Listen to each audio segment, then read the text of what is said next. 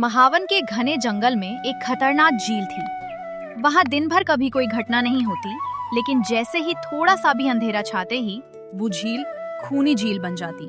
उसी दौरान जो भी जानवर उस झील पर पानी पीने जाता, वो कभी भी जिंदा लौटकर नहीं आता। कहाँ जाता, आज तक किसी को उसका पता नहीं चला था। ये उसी डर की वजह थी कि जंगल के सभी जानवर, यहाँ तक कि जंगल के राजा शेर ने भी उस झील को खूनी झील घोषित कर दिया था। अब पूरे जंगल में कोई भी जानवर शाम ढलने के बाद उस झील के पास जाने की हिम्मत नहीं करता था। एक दिन उस जंगल में एक चतुर बंदर आया। जंगल में घूमते घूमते उसकी मुलाकात एक छोटे खरगोश से हुई। भाई, तुम कौन हो? पहले कभी नहीं देखा तुम्हें। मैं कई साल तक इंसानों के बनाए प्राणी उद्यान में रहा। बड़ी मुश्किल से आजाद होकर यहाँ पहुंचा हूँ। क्या इस जंगल में मेरे लिए रहने की जगह है? क्यों नहीं, ये जंगल हम सबका घर है। आओ, मैं तुम्हें पूरा जंगल दिखाता हूँ। फिर चीकू उसे जंगल के अलग अलग हिस्सों में ले गया। उसने राजा वीरेंद्र की गुफा दिखाई, ऊंचे पेड़ दिखाए, फलों से भरे इलाके दिखाए, लेकिन खूनी झील के बारे में बताना भूल गया। माधव को एक विशाल पीपल का पेड़ पसंद आ गया और उसने वहीं अपना ठिकाना बना लिया। 2 दिन आराम से बीत गए। तीसरे दिन शाम को घूमते घूमते वो जंगल के उस हिस्से में पहुंच गया जिसे पूरे जंगल में खूनी झील कहा जाता था। वाह, कितना साफ पानी है। नहाने का मन तो कर रहा है, लेकिन ठंड लग जाएगी। चलो पानी ही पी लेता हूँ। जैसे ही वो किनारे पहुंचा, पानी के भीतर कुछ हलचल हुई, मगर फुर्ती से पीछे हटने के कारण वो बच गया। घबराया हुआ माधव वापस जंगल की ओर भागा। रास्ते में जानवरों ने उसे देखा। क्या हुआ, ऐसे क्यों भाग रहे हो? माधव ने सारी बात बता दी।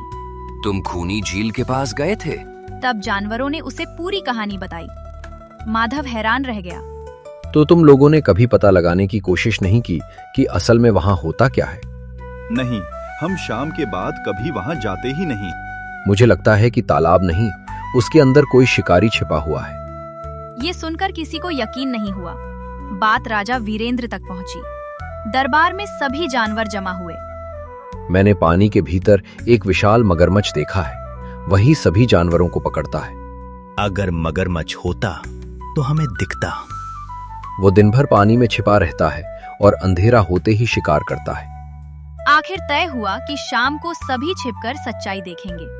अंधेरा होते ही सभी जानवर तालाब के आसपास पेड़ों और चट्टानों के पीछे छिप गए। माधव ने कुछ बड़े पत्थर तालाब में फेंके। छपाक छपाक आवाज सुनते ही पानी के भीतर से एक विशाल मगरमच्छ बाहर आया।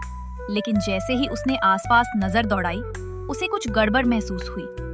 वो तुरंत बिल्कुल स्थिर होकर चट्टान जैसा बन गया। देखो, वही बड़ा पत्थर। अगर ये पत्थर है तो बोल क्यों नहीं देता? मगरमच्छ को लगा कि सभी अभी भी उसे पत्थर समझ रहे हैं। घमंड में आकर, हाँ, मैं तो मजबूत पत्थर हूँ। बस यही गलती हो गई। सभी जानवरों को सच्चाई पता चल गई।